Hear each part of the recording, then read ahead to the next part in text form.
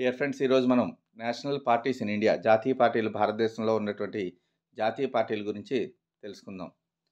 జాతీయ పార్టీల కన్నా ముందు పొలిటికల్ పార్టీ అంటే ఏంటి, ఒక రాజకీయ పార్టీ అంటే ఏంటి, ఒకే రకమైనటువంటి అభిప్రాయాలు కలిగి, ఒకే రాజకీయ అభిప్రాయాలు కలిగి, ఆ రాజకీయ అభిప్రాయాలను పంచుకునేటువంటి వ్యక్తుల యొక్క సమూహం, అలాగే ఎన్నికల్లో పోటీ చేయడానికి ప్రభుత్వం అధికారంలోకి తీసుకుని వచ్చి వాళ్ళ ప్రజా సంక్షేమం కోసం, సమిష్టి మంచిని ప్రోత్సహించేటువంటి ఉద్దేశం కోసం సమాజంలో కొన్ని విధానాలని, అలాగే కొన్ని కార్యక్రమాలని కామన్గా కలెక్టివ్ గుడ్ అంటే సమిష్టి మంచిని ప్రోత్సహించడం కోసం ప్రోత్సహించే పార్టీలనే పొలిటికల్ పార్టీస్ అనే అంటాం.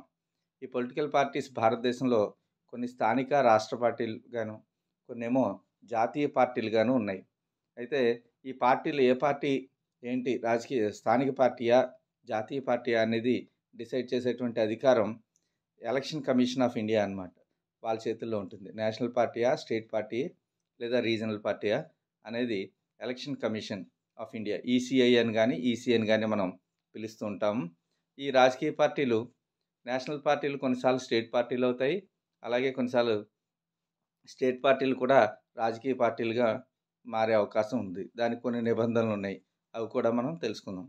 మొట్టమొదట జాతీయ పార్టీ కావాలంటే ఒక పార్టీకి ఉండవలసినటువంటి అర్హతలు ఏంటి? ఏదైనా ఒక జాతీయ పార్టీ నేషనల్ పార్టీ అవ్వాలంటే ఒక రిజిస్టర్డ్ పార్టీ అంటే నమోదు చేసుకుని ఉన్నటువంటి పార్టీ కొన్ని షరతుల్లో, అంటే ఒక 3 షరతులు ఇచ్చారు. వాటిలో ఏదైనా ఒక దాన్ని నెరవేర్చాలి. ఏదైనా పార్టీకి కనీసం 3 వేర్వేరు రాష్ట్రాల నుంచి 2% లోక్సభ సీట్లు, అంటే 2014 సంవత్సరంలో డిసైడ్ చేసినటువంటి నెంబర్ ఏంటంటే కనీసం 11 సీట్లు లోక్సభలో ఉంటే ఆ పార్టీని నేషనల్ పార్టీగా గుర్తించుతారు. ఒకవేళ అలా కాకపోయినా సరే జనరల్ ఎలక్షన్స్లో, అంటే సాధారణ ఎన్నికల్లో, లోక్సభ లేదా శాసనసభకు జరిగినటువంటి సాధారణ ఎన్నికల్లో ఒకే పార్టీ నుంచి 4 స్థానాలు, అంటే 4 లోక్సభ స్థానాలను గెలుచుకుంటూ, అలాగే 4 రాష్ట్రాల్లో 6% ఓట్లని పోల్ చేసి ఉండాలన్నమాట. మినిమం 6% ఓట్లు ఉండాలి. ఉంటే కనుక అది జాతీయ పార్టీగా గుర్తింపు పొందుతుంది. అలా కూడా కాని పక్షంలో ఒక పార్టీ 4 లేదా అంతకన్నా ఎక్కువ రాష్ట్రాల్లో రాష్ట్ర పార్టీగా గుర్తించబడి ఉంటే కనుక అది కూడా జాతీయ పార్టీగా గుర్తించబడుతుంది.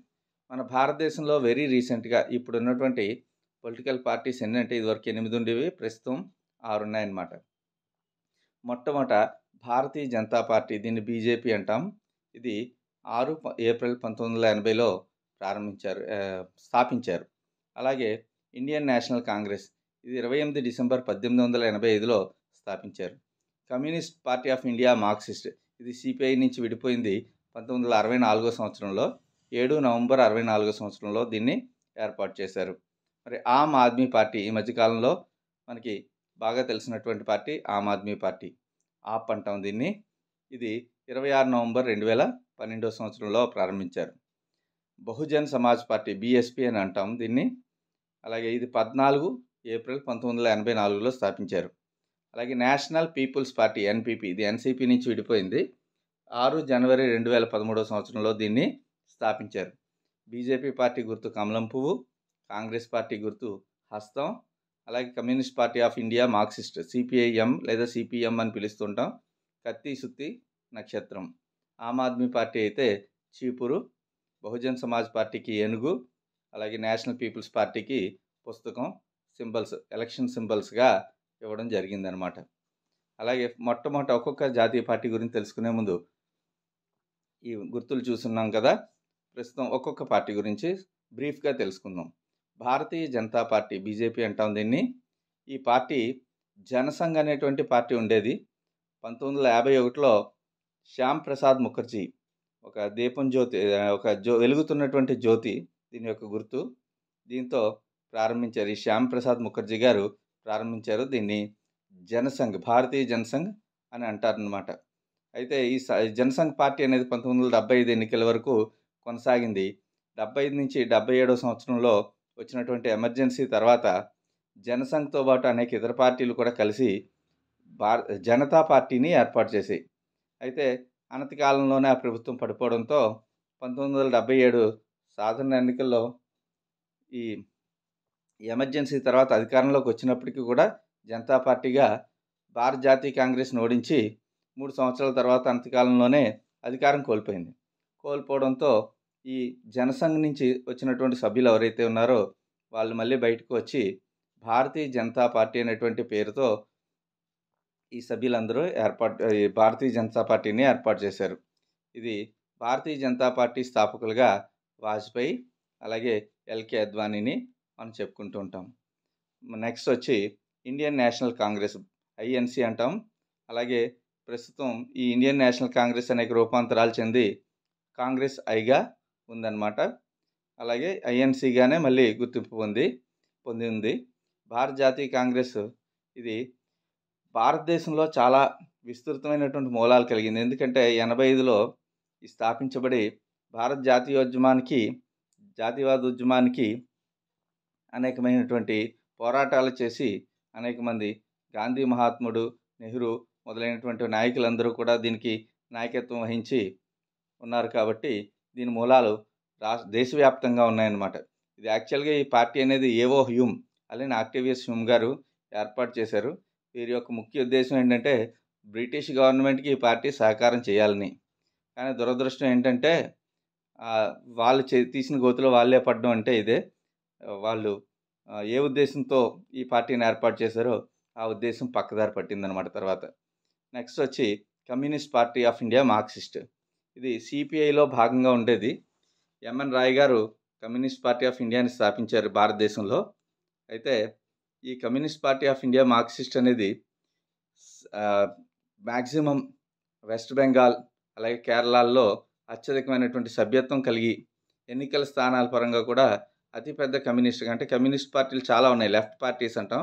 అన్నింటిలోకి కూడా సిపిఐఎం అనేది ఒక పెద్ద పార్టీగా, జాతీయ పార్టీగా ఆవిర్భవించింది. అయితే ఈ కమ్యూనిస్ట్ పార్టీ ఆఫ్ మార్క్సిస్ట్కి జ్యోతి బసు గారు, ఈఎంఎస్ నంబూద్రిపాద్ గారు, అలాగే హరే కృష్ణ కోనార్, ఈ ముగ్గురు కూడా సిపిఐ నుంచి విడిపోయి సిపిఎంని ఏర్పాటు చేయడం నవంబర్ 7, 1964 సంవత్సరాన్ని కమ్యూనిస్ట్ పార్టీ ఆఫ్ ఇండియాని ఏర్పాటు చేశారనమాట. అయితే ఎందుకు ఇలా విడిపోవలసి వచ్చింది అంటే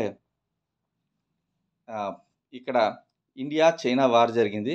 ఆ వార్లో కొంతమంది వీళ్ళందరినీ కూడా అరెస్ట్ చేయడం జరిగినప్పుడు వీరిలో కొంతమందికి ముఖ్యమైనటువంటి నాయకులైనటువంటి డాంగే, ఇక్కడ ఉన్నటువంటి ఫోటోగ్రాఫ్లో కింద ఉన్నాయన ఎంఎన్ రాయ్ గారు, మాధవేంద్రనాథ్ రాయ్, పైన వారు డాంగే. వీరందరూ కూడా వీళ్ళ యొక్క ప్రత్యర్థులు ఎవరైతే ఉన్నారో 62లో ఇండో చైనా వార్ వచ్చినప్పుడు ఈ కమ్యూనిస్ట్ పార్టీ వాళ్ళు జైలుకి వెళ్ళారు. వాళ్ళు విడుదలైనప్పుడు ఇతని యొక్క నాయకత్వాన్ని సవాల్ చేయడానికి ప్రయత్నం చేశారు. అయితే వాళ్ళకి వర్గ విభేదాలు రావడంతో 64లో చివరికి పార్టీ 2 కింద విడిపోయి కమ్యూనిస్ట్ పార్టీ ఆఫ్ మార్క్సిస్ట్గా విడిపోయిందనమాట. మరి నెక్స్ట్ వచ్చి ఆమ్ ఆద్మీ పార్టీ.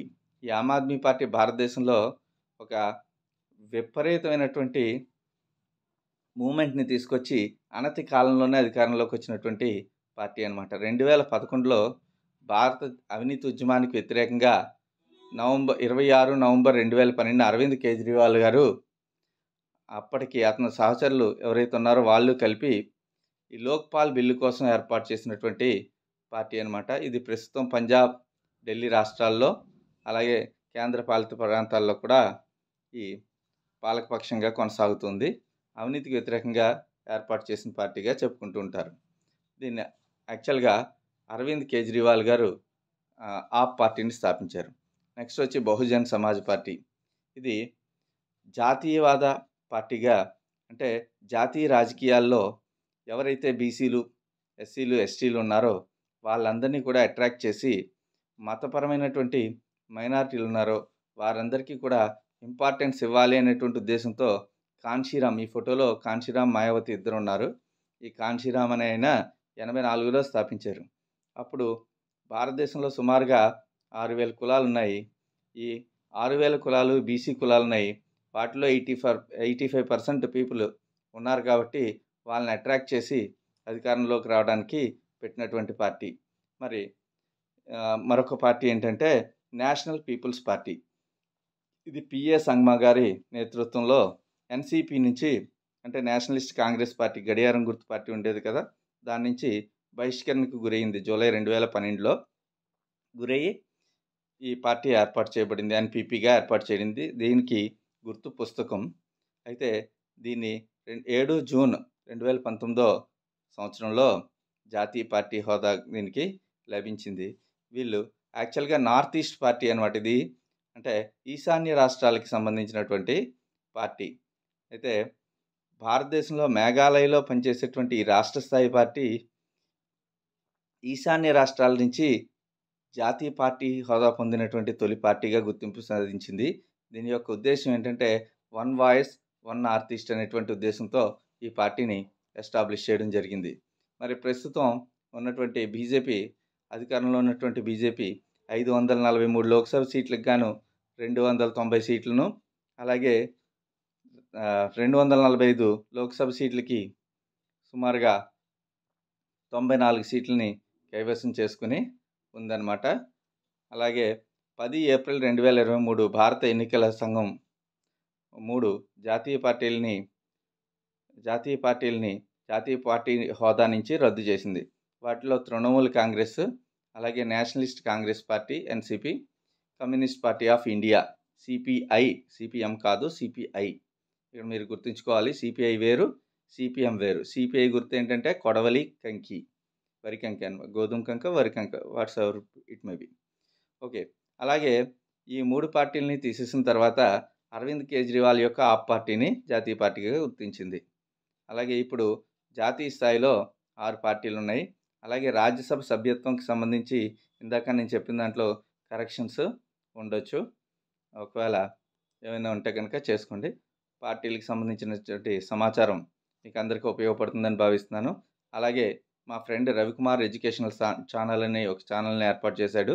మీ కరెంట్ అఫైర్స్ కోసం అది కూడా చూస్తారని ఆశిస్తున్నాను. Thank you very much.